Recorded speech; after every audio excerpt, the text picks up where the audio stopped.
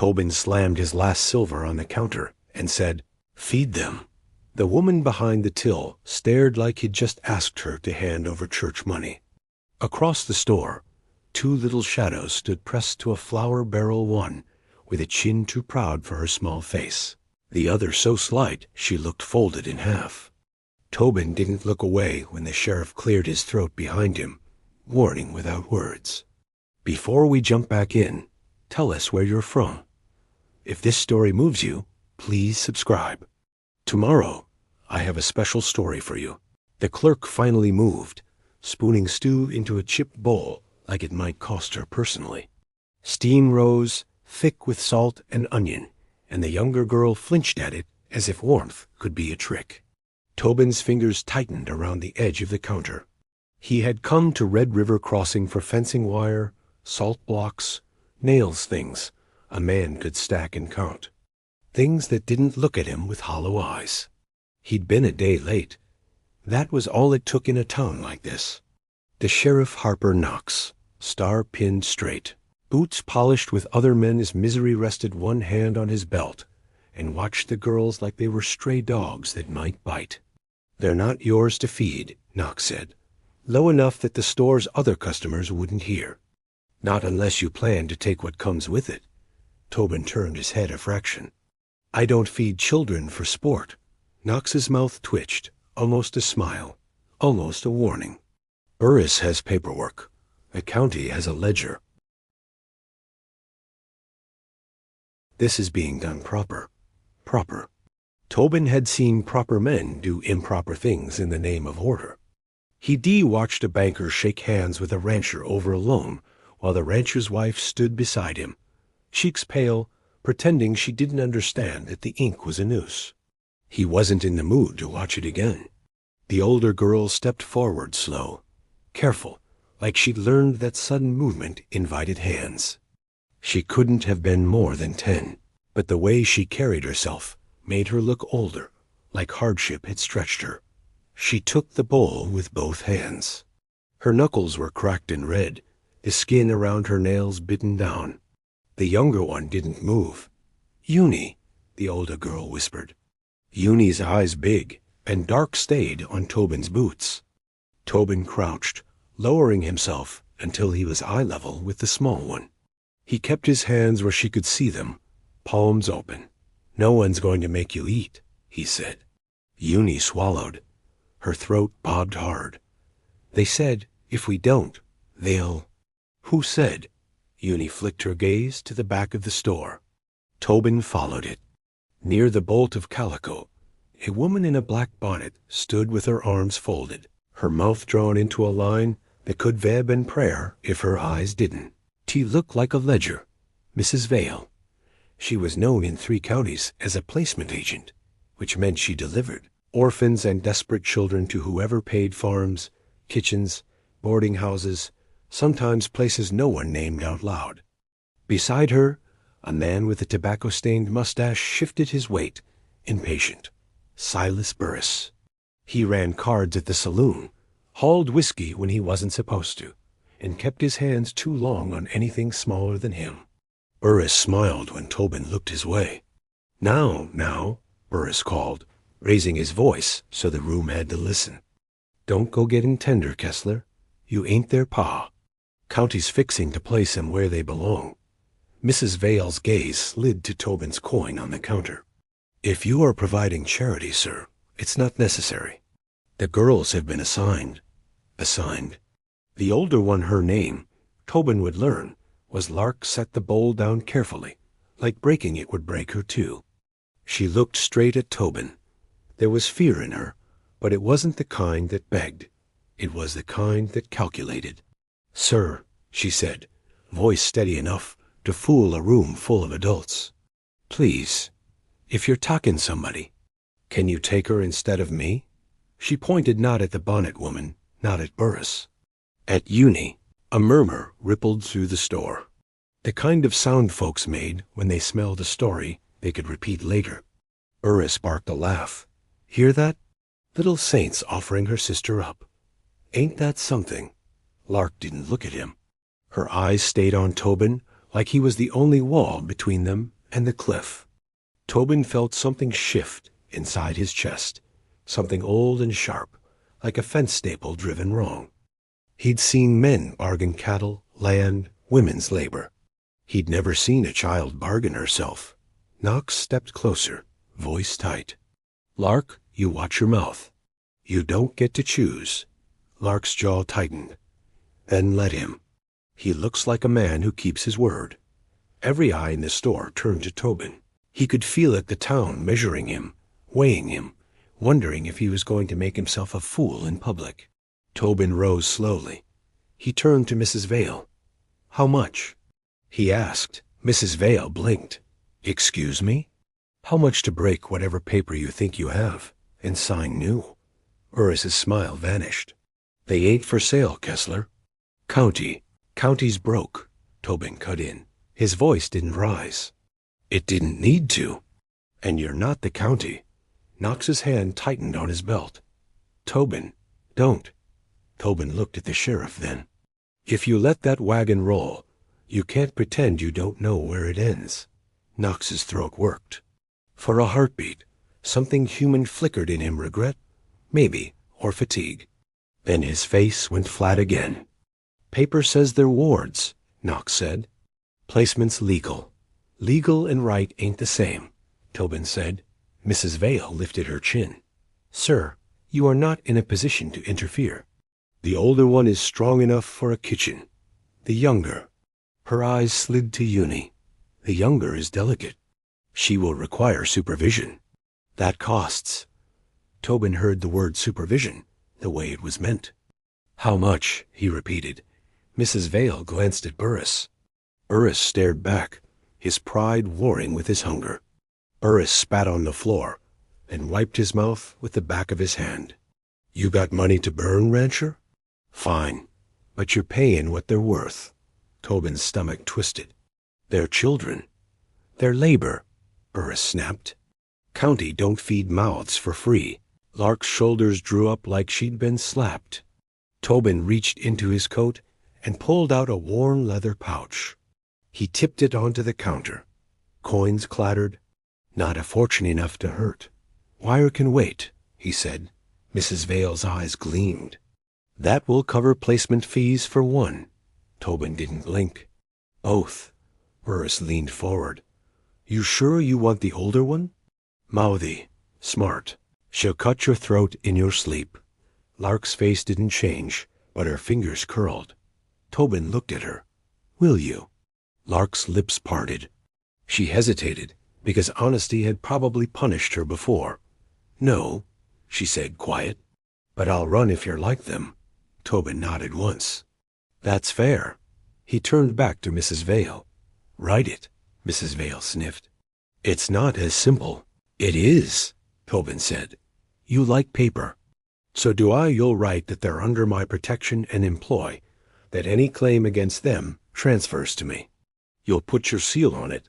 Knox will sign as witness, and Burris will keep his mouth shut if he likes his teeth."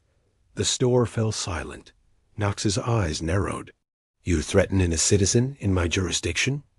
Tobin kept his gaze steady. "I'm telling you what happens if he reaches for them again." Burris's face went red. "You don't own this town, Kessler." "No," Tobin said. "But I own my temper. And it's running thin." Mrs. Vale licked her lips, calculating. "Employment," she repeated, tasting the loophole. "A contract. The girls will work in exchange for lodging and sustenance. You accept responsibility." "Any gets." "I accept," Tobin said. Lark's eyes widened slightly. "Mr.?" He looked down at her. "Name's Tobin." Junie's hand found Lark's sleeve, gripping like she'd fall without it. Mrs. Vale produced papers from her satchel with a speed that told Tobin she'd been hoping for this kind of sale. Knox pulled a pencil from behind his ear. Burris glowered. Tobin signed. His hand didn't shake. When it was done, Mrs. Vale tucked the coins away with a satisfied sigh. "You'll pick them up out back," she said, as if they were sacks of feed. Tobin's jaw clenched. "They'll walk out the front." Mrs. Vale's mouth tightened. "Sir, They'll walk, Tobin repeated, and something in his tone made even Knox step aside. Lark's breath hitched. She turned to Junie and whispered, "Stay close." Junie nodded once, fierce and terrified. Tobin opened his coat and held it low like a shield. "You can stand near me," he told them. "No one will touch you." Lark's eyes searched his face like she was trying to find the lie. Finding none, she stepped in. Junie pressed in after her. Together, they moved toward the door past the flour barrels, past the gawking faces, past Burris's sour stare. Tobin felt the whole town's weight on his back. He didn't care. Outside, the boardwalk creaked under boots. People shifted to make room, whispering like wind through dry grass. Knox followed them, hat low. "Tobin," he said, softer now, "you just bought trouble." Tobin didn't stop walking. "Then I'll put it to work." Knox's voice sharpened. "You ain't a charity." "No," Tobin said. "I'm a man who knows what it costs to owe the wrong people." Lark looked up at him. "Are we your property now?" The words hit hard because they weren't dramatic. They were practical. Tobin slowed. He crouched again, bringing himself down to her level in the middle of the street where anyone could see. "You're not property," he said. "You're people. You'll have a roof and food. You'll have work, because everybody does. But you'll get paid. You'll get schooling when I can manage it. And if you don't want to stay—" Junie made a sound, small and panicked. Tobin softened his voice. "If you don't want to stay, you can leave. I won't chain you." Lark's face tightened, skepticism warring with hope. "Where would we go?" "That's your choice," Tobin said. "Not mine," Lark swallowed. "Nobody's ever said that." Tobin stood. "Then you'll hear it from me until you believe it." They walked toward the hitching post, where Tobin's horse stood, big bay gelding, patient eyes. Lark stiffened at the animal's size. Junie whimpered. Tobin didn't tease them for it. Fear was honest. "His name's Bramble," Tobin said. "He don't kick unless you deserve it." Lark's eyes narrowed. "Do we deserve it?" The corner of Tobin's mouth moved, almost a smile, then decided against it. "Not today." He lifted Junie first, slow, asking with his eyes. Junie didn't nod. She didn't shake her head. But she didn't pull away. Tobin took that as consent and set her carefully on the saddle in front of him. Lark climbed up after, clumsy but stubborn. When they were settled, Tobin swung up behind them. He kept one arm firm around their middle. Not tight, just steady. Bramble started forward. Tobin felt Lark's small spine straighten against his arm, like she refused to be jostled. As they passed the saloon, Burris stepped out onto the boardwalk, face hard. "You ain't done with me, Kessler," Burris called. Tobin didn't look at him. "Yes, I am." Burris's voice turned cruel. "They got a father. He comes back. He'll skin you for meddling." Lark's body went rigid. Junie's fingers dug into Tobin's sleeve. Tobin finally turned his head, meeting Burris's eyes. "If he comes back," Tobin said, "he'll find me." Burris's smile was thin. "And you'll find out what you bought." Tobin rode on. The road out of town was hard-packed, scattered with stone. Bramble's hooves struck a steady rhythm that helped Tobin keep his thoughts in line. He didn't let himself think too far ahead. He focused on what he could control. A safe distance from Red River Crossing. A good pace. The feel of two small bodies stiff with fear. After a mile, Junie's breathing eased. She leaned back against Tobin's arm like she'd given up fighting being held. Lark stayed rigid. "You got a name," Tobin said. Lark's voice was flat. "You heard it." "Lark," Tobin said. "And her?" Junie's voice came small. "Juniper. Junie," Tobin said. "All right." Lark didn't relax. "Where are you talking us?" Tobin kept his eyes on the road. "Home. That ain't a place," Lark said. "It is when you decide it is," Tobin replied. Lark huffed like she didn't know what to do with that. They rode in silence until the town shrank behind them. Tobin's ranch sat beyond a stretch of open land cut with gullies and scrub. Fences ran long and straight where he'd had the money to mend them, sagging where he hadn't. The main house came into view low, solid, built by hands that expected wind and trouble. A smaller cabin stood a ways off, smoke blackened from years of use. Junie shifted. "That's yours?" "That's ours," Tobin corrected before he could stop himself. Lark's head snapped around. "Don't say things you don't mean." Tobin felt heat rise behind his ribs. "I mean it." Lark stared at him, searching for cracks. Bramble's hooves slowed as they crossed the cattle guard. A dog barked, sharp and loud, then stopped. A man stepped out from behind the barn, tall, lean, beard like wire. His hand hovered near the rifle propped against the post. Tobin recognized him as his foreman. "Reed Haskins," Tobin called. Reed's eyes narrowed as he took in the two girls. "Boss?" Tobin dismounted carefully, lifting Junie down first. Lark slid off after, landing hard but not complaining. "These are Lark and Junie," Tobin said. Reed's brows lifted. "They lost?" "No," Tobin said. "They're staying." The word hung in the air, heavy. Reed's gaze flicked to the girls, then back to Tobin. "Stayin' how?" "Workin'," Tobin said. "And livin'." Reed's mouth tightened. "Boss, we ain't a schoolhouse." Tobin's voice turned sharper. "No, we're a ranch. Everybody earns their keep." "They'll do what they can." Lark lifted her chin. "I can do chores." Reed looked at her like she'd spoken in church. "Can you now?" Junie pressed closer to Lark. Tobin saw Reed's skepticism, his fear of complication. Tobin understood it. Complication was expensive, but so was loneliness. "We'll talk later," Tobin said to Reed. Reed's jaw worked. He nodded once, but his eyes stayed wary. Tobin turned to the girls. "Come on." He led them toward the small cabin. Lark's steps slowed as they neared it. She stared at the doorframe paint peeling, latch worn smooth like she could read history in wood. Tobin stopped himself from staring too.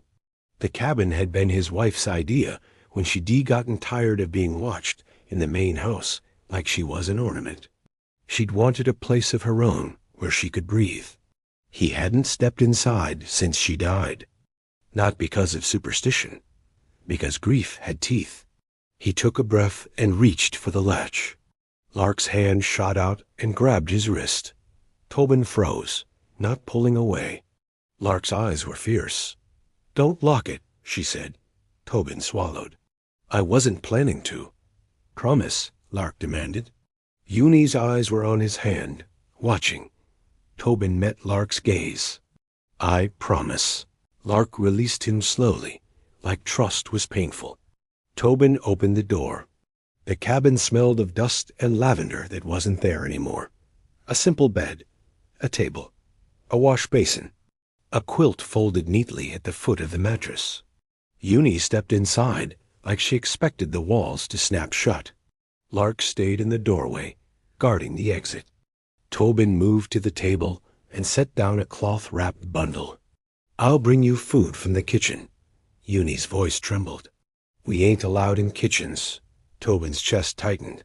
"You're allowed here." Lark's eyes flicked around. "Where do you sleep?" "Main house," Tobin said. "Alone?" Lark asked, too blunt for politeness. Tobin didn't lie. "Yes." Lark's face shifted, something like understanding, something like sorrow that didn't have time to be gentle. Tobin cleared his throat. "There's water out back. You can wash up. There's a trunk under the bed with linens. I'll see about clothes." Lark's eyes narrowed. "We ain't wearing other folks' dead things." The words hit like a slap because they were true. Tobin swallowed hard. "Then I'll buy new." Lark nodded once, satisfied. Tobin turned to go. Junie's small voice stopped him. "Mr. Tobin?" He paused in the doorway. "Yeah?" Junie hugged herself. "Are you mad you got us?" Tobin's throat tightened. He could have answered like a man. He chose to answer like a human. "I'm mad you needed someone too," he said. Junie blinked fast. Lark stared at him like she was trying to decide if that kind of anger could be safe. Tobin left them there and walked toward the main house, boots heavy. Reed was waiting on the porch. "You gonna tell me what in hell happened?" Reed asked. Tobin climbed the steps, keeping his voice low. "Town tried to place him. I stopped it." Reed's eyes widened. "You bought him." "I signed papers," Tobin said. "It's a contract." Reed's laugh was short and humorless. "A contract with children." "Boss, you sure you ain't lost your mind?" Tobin's jaw clenched. "You want to argue. But you'll treat them decent." Reed's face tightened. "I treat folks decent who don't bring trouble." Tobin stared at him. "Then get used to trouble." "It's already here." Reed opened his mouth, then shut it. Tobin stepped past him and into the kitchen. Old Mrs. Dalloway, his cook, and the closest thing to family he had left, stood at the stove, stirring beans. She looked up, took one look at Tobin's face, and didn't ask if he'd bought nails. "What did you do?" she asked instead. Tobin exhaled. "Brought home 2 girls." Mrs. Dalloway's spoon paused mid-stir. "Lord have mercy." "I know," Tobin muttered. Her eyes softened. "How old?" 10 and 6, Tobin guessed. Mrs. Dalloway's mouth tightened. "And you fed him?" Tobin nodded. Mrs. Dalloway set the spoon down with a decisive clink. "And you'll feed him again." "Get a plate." Tobin blinked. "You ain't mad?" Mrs. Dalloway snorted. "I ain't your banker. I'm your cook. And I ain't watching children starve on my watch." Tobin felt something loosen in his chest. He carried a tray beans, cornbread, slices of salt pork back to the cabin. When he knocked lightly, Lark didn't answer. The door wasn't locked. He pushed it open slow. Lark stood with her hands clenched at her sides, like she'd been bracing. Junie sat on the bed, feet dangling, eyes fixed on the tray like it might vanish. Tobin set the food down on the table. "Eat." Lark didn't move. "Why?" she asked. Tobin frowned. "Because you're hungry." Lark's voice sharpened. "No. Why are you doing it?" Tobin's throat tightened. He could have said because he felt guilty. Because he couldn't stand the look in her eyes. Because he'd failed to protect someone once, and the failure still woke him at night. He didn't say any of that. He said the truth he could bear. "Because I want to have kids in my orbit if I am not willing to be the kind of man they deserve," he said. Lark's eyes widened slightly, then narrowed again, like she didn't know whether to accept a sentence like that. Junie reached for the cornbread and hesitated. Tobin sat on the edge of a chair, keeping distance. "You can eat first," he told Junie. "I'm not talking it." Junie took a bite. Her shoulders sagged a little, as if her body remembered what food was. Lark watched her sister chew, then finally sat. She ate carefully at first, then faster, like she was angry at herself for needing it. After a few minutes, Junie's cheeks colored. She looked up. Is there a bath?" Tobin nodded. "Wash basin, water out back. We'll heat more if you want." Junie's eyes filled at the word wheel. Lark wiped her mouth with the back of her hand. "What work?" Tobin leaned back, considering. "Light chores. Gather eggs, sweep, help Mrs. Dalloway with peeling. Nothing dangerous." Lark's chin lifted. "I can saddle. I can ride." Tobin's brows rose. "Who taught you?" Lark's eyes shuddered. "Nobody. I watched." Tobin studied her hands calloused in places a child shouldn't be. "You ever been hurt by a horse?" Lark's voice turned flat. "I've been hurt by worse." Tobin's jaw clenched. "Not here." Lark's eyes flashed. "You can't promise that." Tobin met her gaze. "I can promise I won't be the one hurting you." Silence. Junie chewed slowly, listening. Lark's shoulders eased a fraction, not because she believed him fully, but because his words didn't feel slippery. Tobin stood. "Rest. We'll figure the rest tomorrow." Lark's eyes narrowed. "Tomorrow ain't guaranteed." Tobin's mouth tightened. "No, but it's coming." He left them with the tray and walked back to the main house. Night settled over the ranch in a way Tobin was used to, quiet, thick, full of small sounds that told him what belonged and what didn't. He ate little. He sat at the table with a ledger open and stared at numbers that didn't solve anything. Reed came in, hat in hand, uneasy. "Town's gonna talk," Reed said. "Town can talk," Tobin replied. Reed shifted. "Burris ain't the type to let money slip." Tobin's eyes lifted. "He got paid," Reed snorted. "Men like that always think they got underpaid." Tobin's fingers tapped the ledger once. "Then he can come argue with me." Reed's gaze sharpened. "You sure that's all it is?" "Burris said something once about those girls.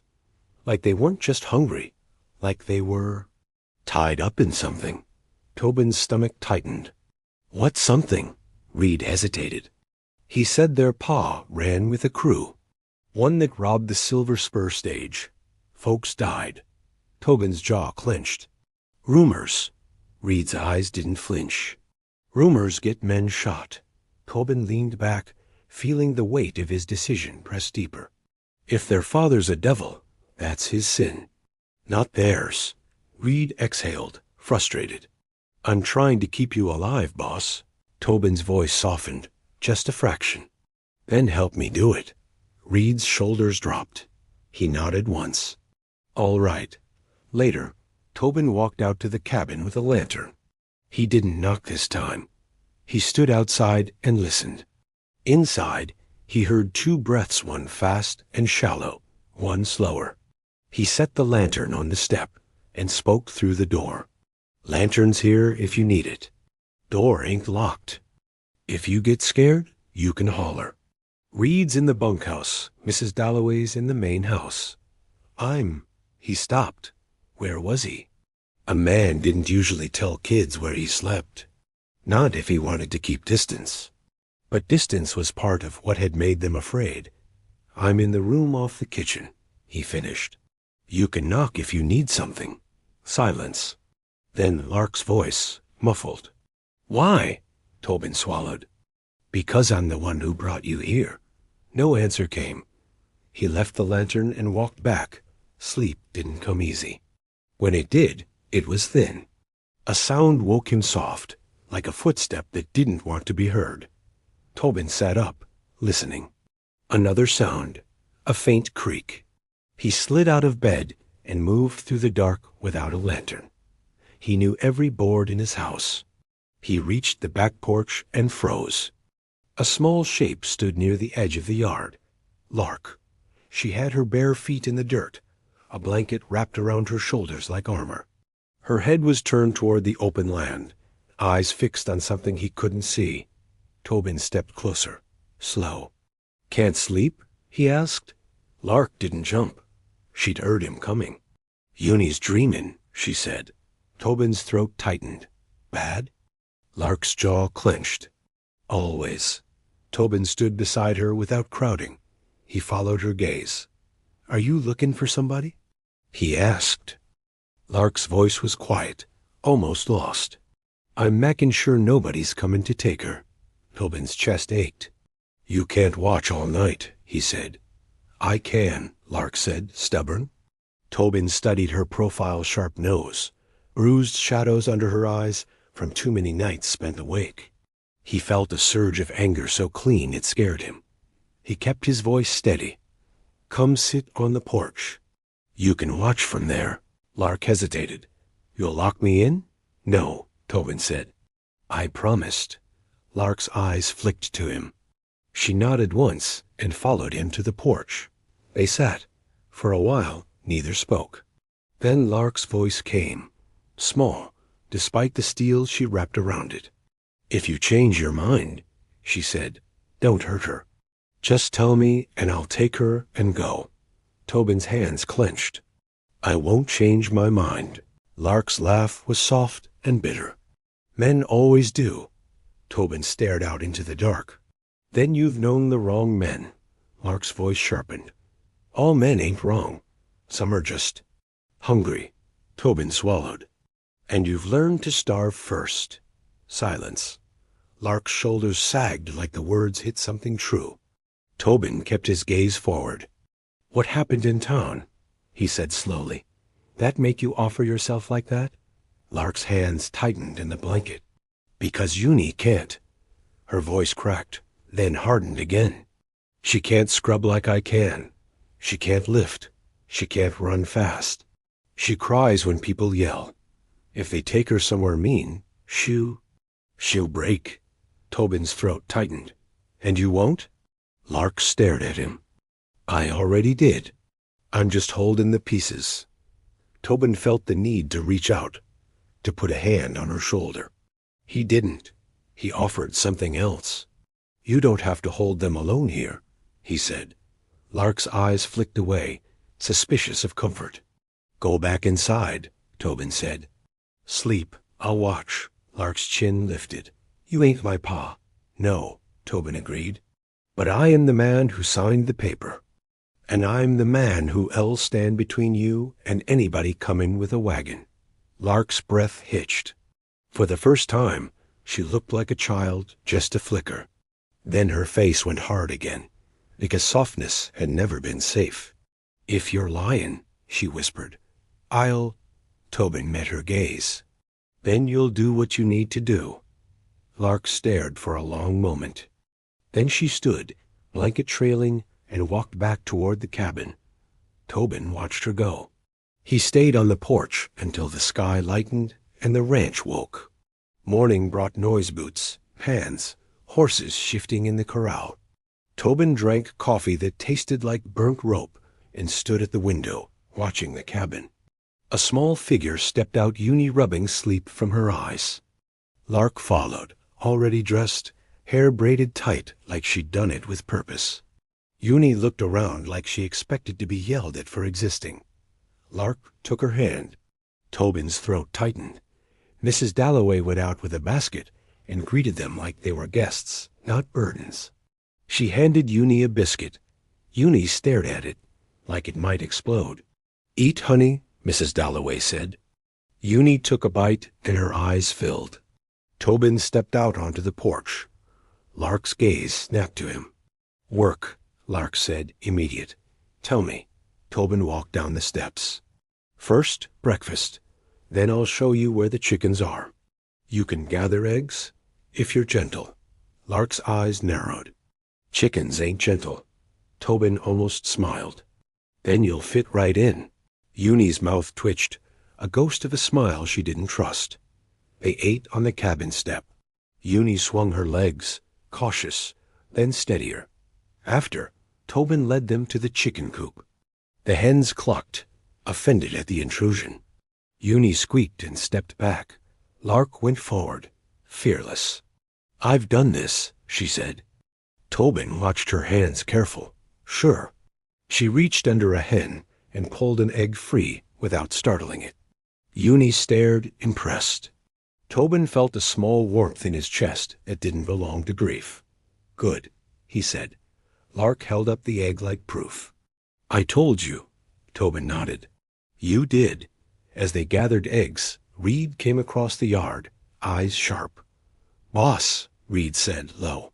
"We got company." Tobin's spine stiffened. He turned. A wagon rolled up slow at the fence line, wheels creaking. 2 men rode alongside it. One of them wore a black bonnet, Mrs. Vale. The other was Silas Burris. And Burris wasn't smiling anymore. Tobin's hand moved instinctively toward the knife on his belt. Lark's head snapped up. Her face went white. Junie dropped an egg. It cracked in the dirt. Tobin stepped in front of them without thinking. Burris dismounted before the wagon even stopped. He walked up with the swagger of a man who thought paper made him untouchable. Mrs. Vale climbed down more carefully. Smoothing her skirt like this was a social call. "Well," she said, voice sweet as poison. "Mr. Kessler, we seem to have a misunderstanding." Tobin's voice stayed even. "Ain't no misunderstanding. You wrote the contract." Mrs. Vale smiled.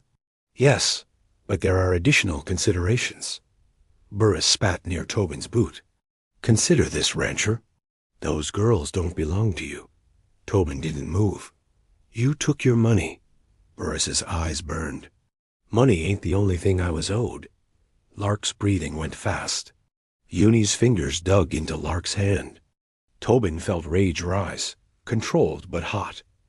Mrs. Vale reached into her satchel and produced a folded document. The county clerk has reviewed last night's transaction, she said. There appears to have been an omission. The girl's father has an outstanding obligation. Under statute, Tobin cut her off. Say it plain. Mrs. Vale's smile thinned. They are not free to be contracted without the settlement of that obligation. Reed shifted behind Tobin, hand near his rifle. Tobin's voice turned cold. You already took coin. Burris stepped closer, eyes glittering. And now I'm tucking them. One way or another. He moved like he meant to grab Junie. Tobin's hand shot out and caught Burris by the wrist. Burris froze, surprised that anyone would touch him first. Tobin's grip tightened, not crushing yet. I told you in town, Tobin said softly. What happens if you reach for them again? Burris's face twisted. You touchin' mez assault. Tobin didn't blink. Reaching for a child is worse. Mrs. Vale's voice sharpened. Mr. Kessler, you will release him. We are acting under authority. Tobin's eyes stayed on Burris. Whose authority? Mrs. Vale lifted her chin. The county's, and her gaze slid to the wagon. A third figure sat on the driver's bench, hat low. Harper Knox. Tobin's stomach dropped. Knox climbed down slow, like he didn't want to be here. His eyes avoided Lark and Junie. Tobin, Knox said. Tobin didn't release Burris. Sheriff. Knox's jaw worked. There's a warrant. Lark made a small sound, half gasp, half choke. Junie clung to her like she could disappear. Tobin's voice went tight. For who? Knox's eyes lifted, finally meeting Tobin's. For the older one. Lark's body went rigid. Tobin felt his grip on Burris tighten until Burris hissed. Knox swallowed. She's wanted for questioning about the Silver Spur stage. Witness says she was there. Tobin's blood went cold. Lark's voice came out like a blade scraping stone. I didn't do nothing. Knox's face tightened, and for a second Tobin saw the man underneath the badge-tired, trapped. I don't care what you did or didn't do, Lark, Knox said. Paper says you come with me. Burris smiled, triumphant. Junie whimpered. No. Tobin stepped forward, putting his body between Knox and the girls. Not happening, Tobin said. Knox's hand hovered near his gun. Tobin, don't make this worse. Tobin's voice lowered. It can't get worse than a grown man talking a child, because another grown man wants his revenge. Burris's eyes flashed. You want to keep playing hero? Then bleed for it. He yanked his wrist, trying to break free. Tobin held him. Burris's other hand snapped up fast, and a revolver appeared like a bad habit. Junie screamed. Time narrowed. Tobin saw the barrel swing not toward him, toward the two girls. And in that single stretched heartbeat, Tobin realized Burris wasn't here for paper. He was here to take something back. This story took us a long time. If you like it, subscribe. Now, back to the story. Burris squeezed the trigger, and Tobin moved without thinking. He yanked Lark and Junie behind him, throwing his shoulder into the line of fire. The gunshot cracked the air. Pain seared across Tobin's upper armhod, sharp, like a branding iron dragged through flesh. He staggered but stayed on his feet. Junie screamed. The egg basket hit the dirt, shells shattering, yolk spreading in the dust. Reed's rifle was in his hands before the echo died, muzzle aimed square at Burris's chest. Drop it, he shouted. Harper Knox's gun cleared leather an instant later. Nobody move, he barked. Tobin's breath came harsh and fast. Blood ran warm down his forearm, but all he could see was the barrel of Burris's revolver, still smoking, inches from where Junie's head had been. Burris stared, shock and spite fighting for space on his face. You fool, he spat. You stepped in front of him. Tobin tightened his stance. keeping the girls behind him. "You aimed at them," he said, voice low. "I aimed at what you stole," Burris snapped. Knox's gaze jumped between them. "Gun on the ground, Silas. Now," Burris barked a laugh, "you gonna shoot me, Harper? Over strays?" Reed's voice carried like gravel. "He ain't the only one willin'." The rifle didn't wobble.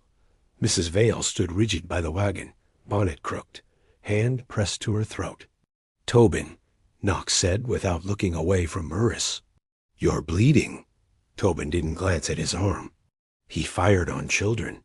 The yard went quiet except for the frantic clucking of hens. Burris lost the last of his charm. "You think anybody cares?" He snarled. "They're the daughters of a thief. Ain't worth the powder." Lark's breath hissed behind Tobin. Rage coiled cold in his chest, tight as barbed wire. "Drop the gun," Knox repeated. Burris flicked a look at the sheriff's revolver, then at Reed's rifle. Fear finally cut through his temper. Slowly, with exaggerated boredom, he opened his fingers. The revolver thudded into the dirt. Reed didn't lower his rifle. Knox stepped in, grinding his heel over the pistol as he kicked it back. "Pick it up," he told Reed. Reed scooped the gun up one-handed, barrel still lying on Burris. "I've already been to one hanging this year," Knox said. "I ain't hosting another in Kessler's yard." Junie clung to the back of Tobin's shirt. Trembling so hard he could feel it, Lark's voice came from the shelter of his shoulder, brittle. "He tried to kill us." Knox heard it. The star on his chest weighed heavier. Mrs. Vale found her tongue. "Sheriff, Mr. Kessler is obstructing a lawful warrant." He assaulted. He stepped in front of a bullet meant for a child. Knox cut in. "Call it what it is," Burris snorted. "Man threw himself in front of a gun like a fool." "That's on him." Tobin stepped closer. His wounded arm throbbed, but he ignored it. "You reach for them again," he said quietly, "and you won't walk away breathing." Burris jerked, but Knox's hand clamped on Tobin's good arm. "Enough," Knox snapped. "Silas Burris, you're under arrest for discharging a firearm on private property and reckless endangerment." Burris gaped. "You can't—" "I just did." Knox drew irons from his belt. "Turn around." For a heartbeat, Tobin thought Burris might go for another weapon. Then he saw Reed's rifle hadn't moved. Burris turned, shoulders stiff. The irons snapped around his wrists. "This is irregular," Mrs. Vale protested. "Mr. Burris is a respected—" "Today he's a man who fired near children," Knox said. "He can be respected in my jail." The word jail dragged Tobin's mind back to the warrant. "The paper," he said, voice tight. Knox exhaled. "The warrant doesn't vanish because Burris is a bastard," he said quietly. "There is still an order for the older girl to be questioned about the Silver Spur robbery." Lark stiffened behind Tobin. Junie's fingers dug deeper. "I didn't rob nobody," Lark said. Her voice shook but didn't break. "I believe you," Knox said. "But my belief ain't what's nailed up in the courthouse," Mrs. Vale straightened. "The judge arrives day after tomorrow. The girl must be in custody, Sheriff. The county expects me to pretend I don't know where she'll end if I hand her to you," Tobin cut in. "That's a skin too much. She'd be held in town," Mrs. Vale said. "Under supervision." "We heard what your supervision meant yesterday," Tobin said. "You were ready to sell their labor to the first bidder." Knox scrubbed a hand over his face. "She won't go with Mrs. Vale," he said. "She be in my jail till the judge hears her. That's the law I can stand on." "Your jail ain't built for children," Tobin said. "It's what I have," Knox replied. "I can clear a cell. No drunks, no card sharks. I'll keep the key on me." Lark stepped out from behind Tobin's back, though her hands shook. "If I go," she said, eyes on Knox, "Junie stays here?" Junie latched onto her waist. "No." Lark smoothed her hair. "You put her in that wagon, she'll die," she told Knox. "Better she is somewhere folks don't to look at her like a debt they can collect." Tobin heard the truth in it. He looked at Knox. "The contract says they're under my employ and protection," he said. "Judge will have to look at that. Let her stay here until he comes. I'll bring her in myself. You re-skin me to trust a man who just promised to kill another citizen," Knox said. "I'm askin you to trust that I meant it," Tobin answered. Reed snorted. "He ain't wrong, Sheriff." Knox stared at the dust a moment, then lifted his gaze to Lark. "If I leave you here and you run before the judge hears you, they'll send men who ain't me," he said. "Men who won't stop to ask why you're scared. You understand that?" Lark's jaw clenched. "I understand? You swear you'll be in my office by noon 2 days from now?" Knox asked. Lark looked at Tobin. "We'll be there," Tobin said. She nodded once. "I swear," Mrs. Vale sputtered. "Sheriff, you cannot. You got complaints, Agnes. You take 'em to the judge," Knox said. "You can explain your placement fees while you're at it." Color drained from her face. Burris twisted in his irons. "You think this is done?" He snarled at Tobin. "You ain't seen half of what their name drags behind it." Knox tugged the chain. "Get in the wagon, Silas." Only when the wagon rolled away did Reed lower his rifle. Junie sagged against Lark, sobbing soundlessly. Pain roared back into Tobin's arm. The ground tilted. Reed's hand landed on his shoulder. "Boss," Reed said quietly. "I'm fine," Tobin lead. "You're leaking all over my yard," a sharp voice announced. Mrs. Dalloway strode from the porch, with a rag in one hand and fury in her eyes. "Inside. Now. All of you that ain't in irons." Tobin let Reed steer him into the kitchen. Mrs. Dalloway shoved a chair back with her hip. "Sit before you fall." He sat. She sliced his sleeve open, peeling cloth from the wound. The bullet had carved a deep groove, but bone seemed whole. "Fool, man," she muttered, pouring whiskey over the torn flesh. "Still, there's worse ways to be a fool than stepping in front of bullets," Tobin hissed as the liquor burned. "Feels like worse right now. Means it's cleaning," she said briskly, bandaging tight. Junie clambered onto the next chair, small fingers hovering near his uninjured hand. "Did it hurt a lot?" she whispered. He curled his hand gently around hers. "Less than it would have, if it hit you." Her eyes filled. "You don't even know us."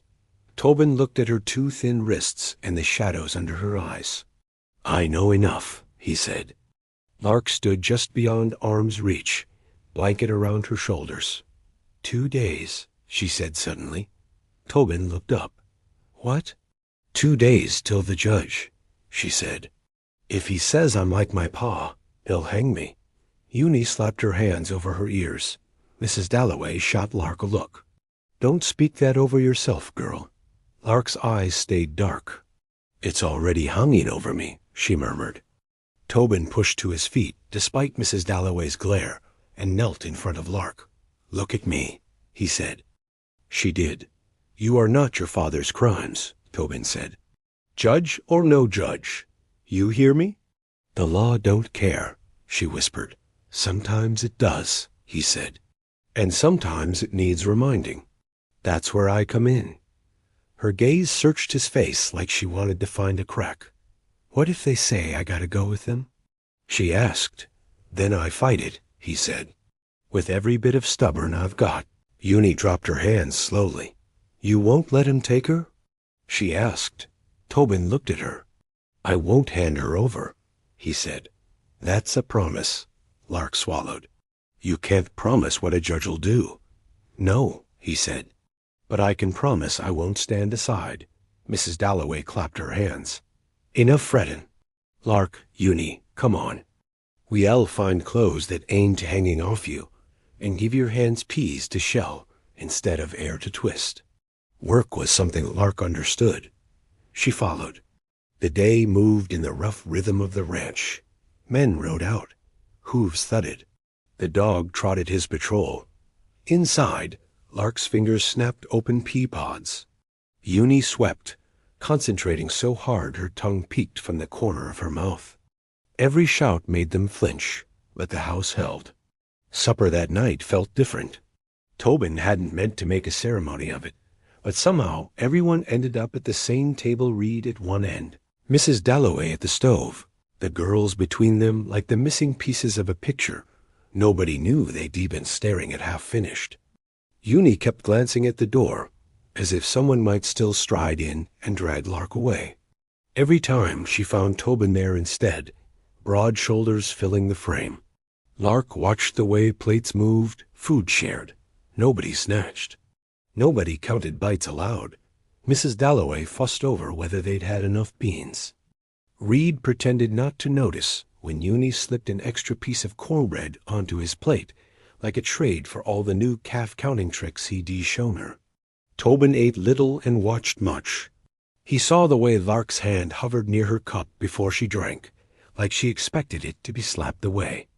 He saw Junie tuck scraps into her pocket, out of habit, eyes guilty, then slowly put them back on her plate when Mrs. Dalloway said, "There's more in the pot. You don't have to hide it, honey."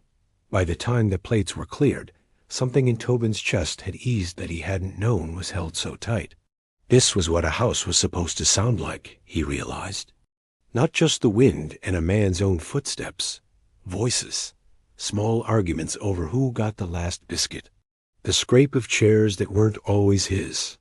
When Mrs. Dalloway shooed the girls toward the cabin, and Reed went out to check the night fence, Tobin stood alone in the quiet kitchen and let himself breathe. He'd taken on more than chores when he signed that paper. Everybody in town would say so. But for the first time in a long while, more didn't feel like a burden. It felt like purpose. That night, Tobin stood on his porch, bandaged arm pulsing with ache. He watched the faint glow in the cabin window and tried not to think about how quickly he'd gotten used to seeing it. Reed joined him, shoulder to the post. "You sure about talking her in?" he asked. "Not talking her means they come anyway," Tobin said. "This way I hear every word. You're walking into a room where the law already wrote her story," Reed said. "Then we bring a better one," Tobin answered. Reed gave a quiet huff. "You weren't always like this." "Like what?" "Willing to bleed for folks you met yesterday." Tobin didn't answer. Grief had hollowed him a long time ago. Maybe this was what had settled in the empty space. When he stepped onto the porch later, he found Lark there already, hovering between cabin and house. "Just checking the yard," she said. "Looks checked," he answered. They stood in silence a moment. "You know you don't owe me more than work," Tobin said at last. "Folks'll expect you to be grateful and quiet. You don't owe that. You owe me chores, not pieces of yourself." She blinked, surprised. "Nobody ever said that before." "They should have," he said. She looked toward the fields. "Then what do I owe you?" "The truth when you can manage it," he said. "An honest day's work. And a fair chance to be better than the men who hurt you." She turned that over like a coin in her palm, then nodded. "That I can do." She started toward the cabin, then paused. "Thank you," she said, words awkward but real. He tipped his hat, throat tight. In the cabin, Lark lay awake with Junie curled against her. The blue dress hung from a peg. 2 days. She knew how to run. She also knew what waited on the road men like Burris and women like Mrs. Vale with papers in their hands. Here, a man had stepped in front of a bullet. Junie whimpered. "Don't take her," she mumbled. Lark smoothed her hair. "I ain't going anywhere without you," she whispered. "Not if I can help it." Morning came too fast. Tobin saddled Bramble with one hand. Lark watched from the porch, hair braided tight, the blue dress neat, now that Mrs. Dalloway had taken in the seams. Junie clung to her. "You ain't talking me," Junie said. "You're staying here," Tobin said, crouching as far as his arm allowed. "With Mrs. Dalloway and Reed, and a dog that barks at his own tail. If strangers come, this place will shout about it." Junie's chin wobbled. "What if they don't bring Lark back?" "Then I go after her," Tobin said. "And I ain't easy to lose." Lark squeezed Junie's hand. "I'll come back," she said. "I got chores." Mrs. Dalloway appeared, apron dusted with flour. "Junie, I need you to help me watch the bread," she said. "And Reed'll show you how to count calves from the fence. That's work that matters." Junie nodded reluctantly. Tobin helped Lark onto Bramble and swung up behind her. She sat stiff, hands white-knuckled on the horn. "You fall. You're walking the rest of the way," he muttered. "You just fall with me," she shot back. "You only got one good arm." He almost smiled. They rode toward town, hooves drumming a rhythm that gave his thoughts a track to follow. After a while, Lark said, "You gonna ask?" "Ask what?" he replied. "About the stage," she said. "About what they think I did. If you want to tell me," he said. She stared ahead. "Pa said the Silver Spur stage was fat with money," she began. "Said the world owed him. Said we'd never be hungry again." Tobin let her talk, only nodding when she faltered. She told him about the rocks by the road, Junie's small hand in hers, the coach rolling closer. Her father stepping out with a gun. The guard who fired first. Her father falling before he ever pulled the trigger. She spoke of Burris riding up after, eyes bright with opportunity, snatching the strongbox and the story both. Of the threat he put in her ear. If she crossed him, he'd say she smiled while men bled. "Knox believed him," she said. "Didn't look at me much. Just at PA and the money." "Knox was green then," Tobin said. "He said as much. Doesn't change what he did," she muttered. "No," Tobin agreed. "But it might change what he does now." They rode in silence until the buildings of Red River Crossing rose ahead. Inside the hotel dining room, tables had been pushed aside. Judge Ellery sat behind a makeshift bench, spectacles low on his nose. Mrs. Vale perched in a chair, proper as a prayer. Burris leaned against the wall, split lip, bruise blooming along his jaw.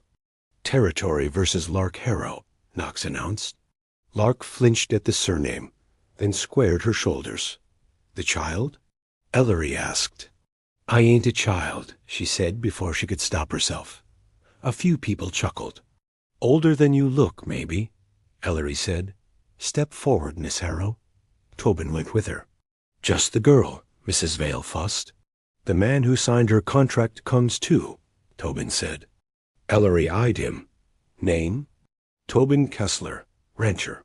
Knox handed over the contract, the warrant, and a thin stack of papers. Ellery read fast, lips pursed. "PH, fees, wards, placements." His gaze flicked to Mrs. Vale. "We'll discuss your business later." He lifted the warrant. "This says you waved the stage down for your father, Miss Harrow," he said. "That you took part." "No, sir," Lark said. "Were you there?" he asked. "Yes, sir." "Tell me what happened," he said. "Plain and from the start." So she did. She didn't dress it up. She didn't spare herself. She laid the day out like cards on a table. Her father's anger, the plan, the gun, the shot that killed him, Burris's arrival, the strongbox, the threat. When she finished, the room felt thinner. "Mr. Burris," Ellery said. Burris straightened. "Your Honor." "You told Sheriff Knox this girl smiled during the robbery," Ellery said. "Yes, sir," Burris said. "Far as I could see. Did you see her wave the stage down?" Ellery asked. Burris hesitated. "I saw her standing there." "Not the question," Ellery said. "Did you see her wave?" "No, sir." "Did you see her hold a weapon? Touch the money?" Ellery asked. "No, sir," Burris said. Ellery's eyes sharpened. "Did you handle the money?" he asked. "I turned that strongbox over to the sheriff," Burris said quickly. Knox nodded once. "Strongbox was intact when I opened it," he said.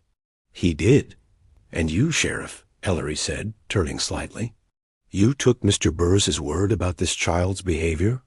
"Yes, sir," Knox said. Color crept up his neck. "I was young.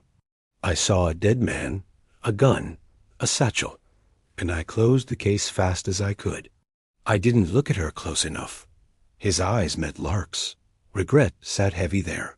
Ellery leaned back. Miss Harrow was 9, he said.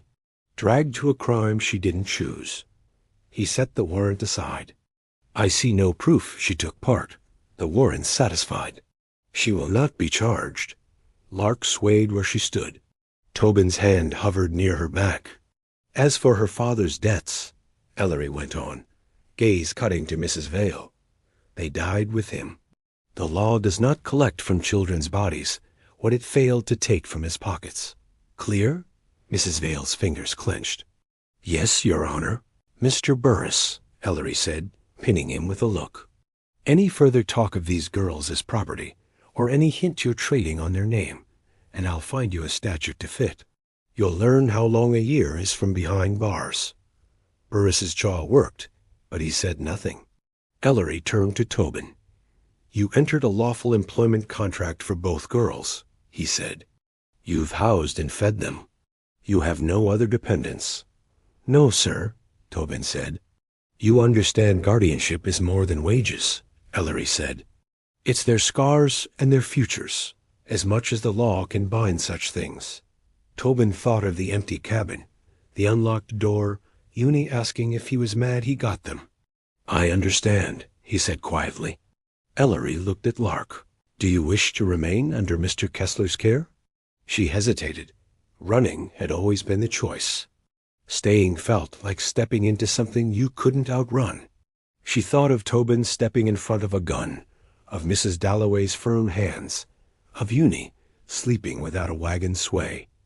Yes, sir, she said. Say it plain, Ellery prompted. I want to stay, she whispered. If he still wants us. I do, Tobin said. Ellery nodded once. Then, pending the proper papers, I place you and your sister under Mr. Kessler's guardianship. Mrs. Vale will deliver any record she holds to my office.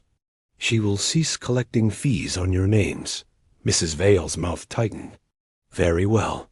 That concludes this matter, Ellery said. Court is adjourned on Lark Harrow. Chairs scraped. Folks murmured.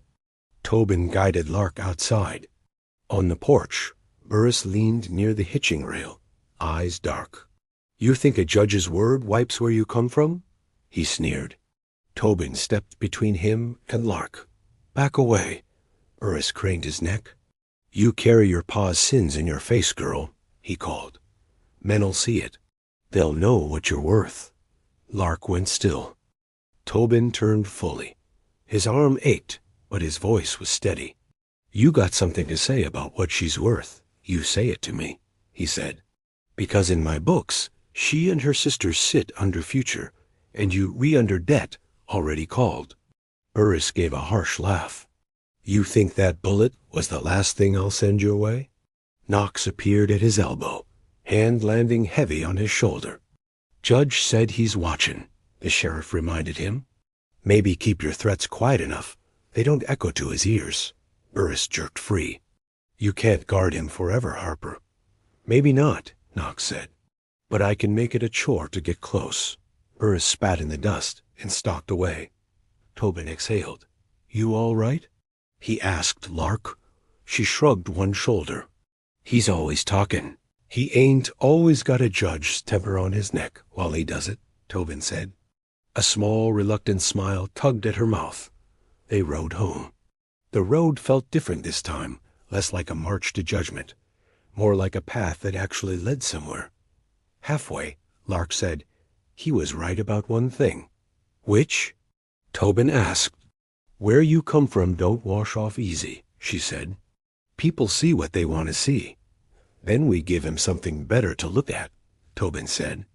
Like you standing tall on Kessler land instead of running dusty roads for men like Burris. You talk like a preacher, she muttered. Don't insult me, he said. She huffed a little laugh. At the ranch, Junie bolted from the porch the second she saw them, nearly tripping over the dog. Lark swung down and caught her. You came back, Junie breathed. Told you I would, Lark said, voice rough. Did they hurt you? Junie demanded. Only with talk, Lark said. Talk hurts, Junie muttered. Not when there's enough good words to cover it, Tobin said. Mrs. Dalloway stood in the doorway, eyes bright. Well? she called. "Judge says they're stayin'," Tobin answered. As if there was any other sense to be had. She sniffed, wiping at one eye like there was dust. That evening, the cabin felt different. Less spare, more claimed. Tobin sat at the small table with a battered primer. Lark scowled at the page. "Letters don't bite," he said. "They do when you ain't used to 'em," she replied. He tapped the first shape. "That's L. I know that one," she said. "For Lark. And J?" he asked. Junie perked up on the bench. "Me," she said. "Junie," Tobin nodded. "And this one's T for Tobin." Lark traced the line with her fingertip. "If I know what they say, nobody can trick me with paper again," she murmured. "That's the idea," he said. Later, after he wished them good night and stepped back to the main house, he paused on his porch and looked back. The lantern in the cabin window glowed soft. Inside, two small shadows moved, one turning down covers, one checking the latch despite his promise never to lock it against them. Reed joined him, following his gaze. "What now?" he asked. "Now we do what ranchers do," Tobin said. "Mend fences, count calves, make sure folks under our roof sleep without wondering who is comin' for 'em." "And Burris?" Reed asked. Tobin's jaw tightened. "He'll circle. Men like him don't let go of grudges easy. You scared?" Reed asked, not mocking. Tobin thought of Burris's gun, swinging toward two small bodies. "I'm more scared of them going back to what they had," he said. Reed nodded. Then we watched the horizon. Out at the cabin, Lark slipped outside once Junie's breathing settled. She sat on the top step, blanket around her shoulders. The yard lay quiet, barn, fences, a stretch of land that was starting to feel less like someone else and more like something she might help hold. A horse snorted in the distance. Lark's head snapped up. Near the far fence, a lone rider sat his horse, still as a post. The moon caught on metal at his spur when he shifted. He watched the house and the cabin a long breath, no move to come closer. Her fingers clenched in the blanket. Was it Burris, or one of his kind? Someone who didn't like judges saying no? The rider finally turned and rode on, swallowed by dark. Lark stayed where she was, heart thudding. Tomorrow, she decided, she'd ask Tobin to teach her to shoot. Not to wave guns at the world like her father, but so she didn't have to feel like the only thing anyone did with her was aim. Behind her, Junie murmured in her sleep, reaching for her. Lark rose and went back inside. For tonight, the doors were unlocked. The lantern burned low. The beds were full. Outside the fence, trouble still moved. But for now, on Kessler land, two small girls had a man who stepped in front of a bullet, and a judge has paper with their names under guardian. For now, that was enough. 2 more great stories are next. Don't miss them. Subscribe and turn on notifications.